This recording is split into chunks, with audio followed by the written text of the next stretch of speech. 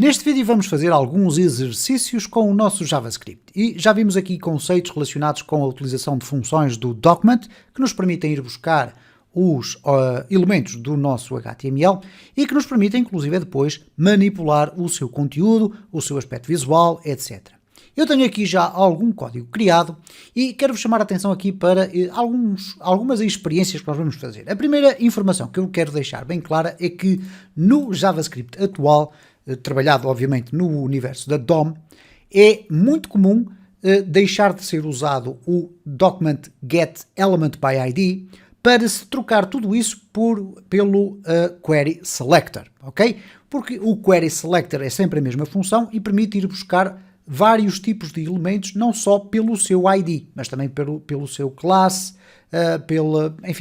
pela sua tag, etc. Já vimos que o query selector utiliza dentro do seu parâmetro de argumento, vai utilizar aqui os seletores de CSS. Então, o que é que nós temos neste caso? Tradicionalmente, o que nós vamos fazer é fazer um let elemento é igual a document.querySelector e depois aqui dentro o que é que nós vamos colocar? Por exemplo, se eu quiser ir buscar este H3 e quiser especificar que quero ir buscar o H3 que tem um ID igual a título, eu vou colocar aqui o cardinal, título, ok? Se eu agora fizer aqui um console.log do elemento, eu vou ter a possibilidade de ver o conteúdo deste elemento apresentado. Neste caso estamos a falar de uma parte substancial do HTML que ali está. Bom, vamos verificar aqui o seguinte, se eu abrir aqui com o Live Server, o que vocês vão detectar no primeiro momento, pressionando aqui o F12,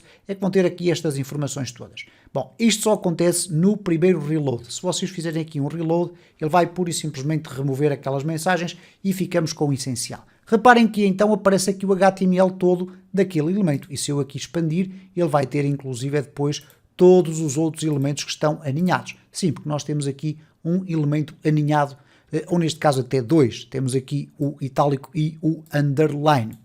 Bom, dito isto, vamos imaginar que nós queremos selecionar aqui o div da notícia.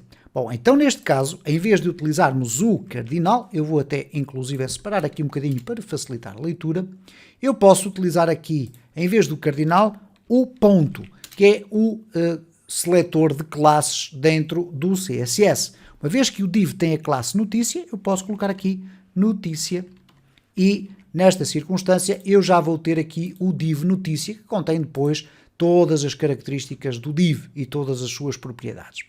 Bom, mais avançado ainda, ou melhor, ainda antes de irmos à parte mais avançada, vamos imaginar que eu quero ir buscar todos os divs. Neste caso, colocando aqui o div desta forma, o que nós vamos ter aqui é o primeiro div que ele encontra na estrutura do nosso HTML. Vocês poderão perguntar, ok, então mas aqui o seletor não está a funcionar. Bom, poderemos fazer aqui algumas experiências, mas o mais importante é nunca esquecer que existe o Query Selector All, okay? Que neste caso nos vai dar então a coleção de todos os divs que existem. E neste caso concreto, como podemos aqui observar, dá-nos o primeiro e dá aqui também o segundo. Bom, mas voltamos aqui ao Query Selector e vamos olhar ainda para o exemplo número 1. Imaginemos nós que queremos aqui alterar, por exemplo, o U. Isto é, atribuir-lhe um estilo diferente, ou pelo menos utilizar o U para alterar aqui a cor do texto. Bom, como é que nós podemos fazer isto? Reparem o seguinte, se eu tenho aqui um H3 que tem um ID título, eu vou colocar título. Agora, dentro do H3, onde é que eu quero entrar? Bom, vocês poderão imaginar o seguinte, ok, eu quero entrar no U. Se eu colocar aqui desta forma, o que nós vamos ter aqui é um null. Porquê que o null está a acontecer? Não nos podemos esquecer que, afinal de contas, o U está inserido dentro do I. Ok? Isto para facilitar a leitura, nós poderíamos colocar isto desta forma.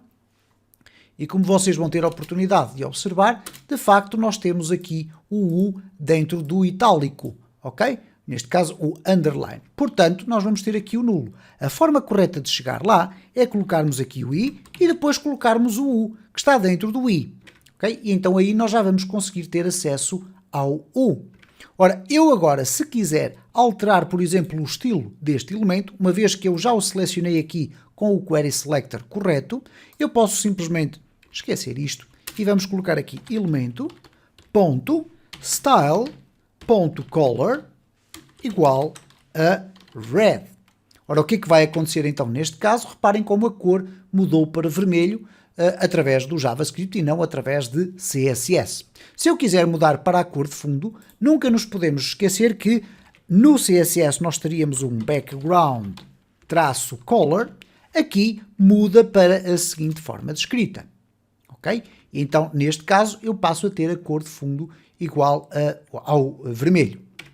Bom, vamos aqui avançar mais um pouco para explicarmos qual é a diferença entre estas três propriedades muito importantes dos elementos do HTML.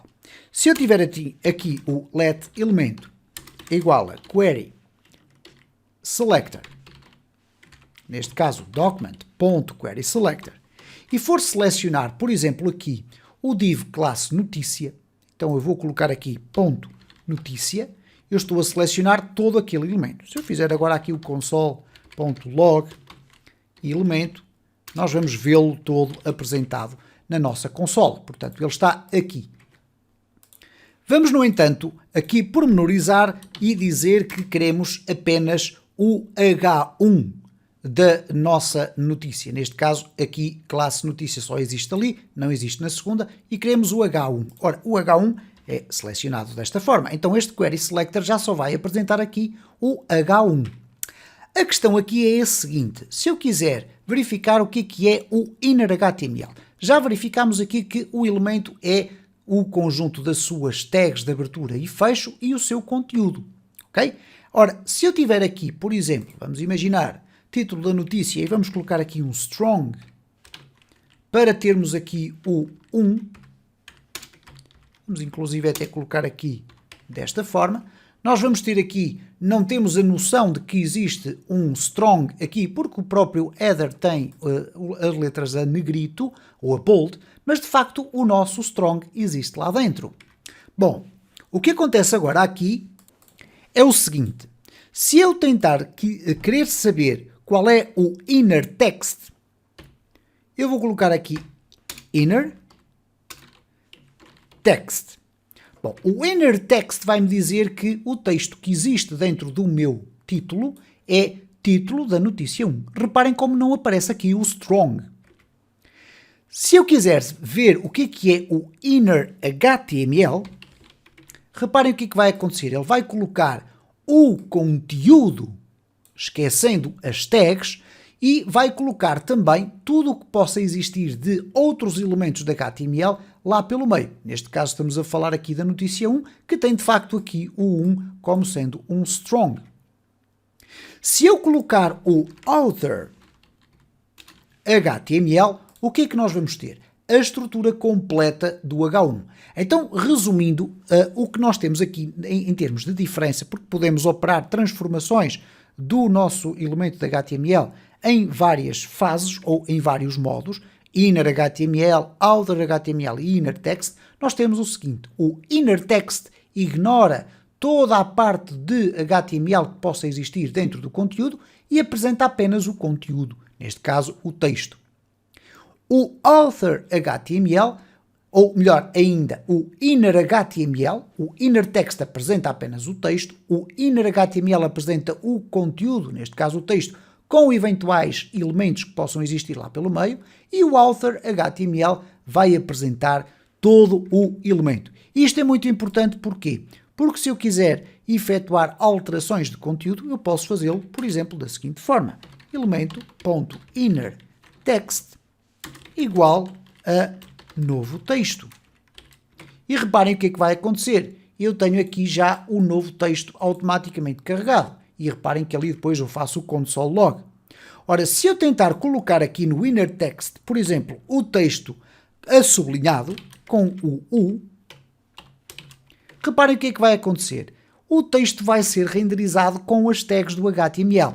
Então, esta propriedade inner text não é a propriedade a ser usada para alterar o conteúdo com tags de HTML. Eu terei que utilizar o inner HTML. E agora sim, e eu vou passar a ter aqui o conteúdo já com o texto sublinhado. Estes são conceitos muito interessantes que vocês devem testar. Eu vou fechar o vídeo aqui para no próximo vídeo darmos ainda continuidade à exploração destes exemplos que são extraordinariamente importantes para vocês poderem fazer as transformações que desejarem no vosso HTML.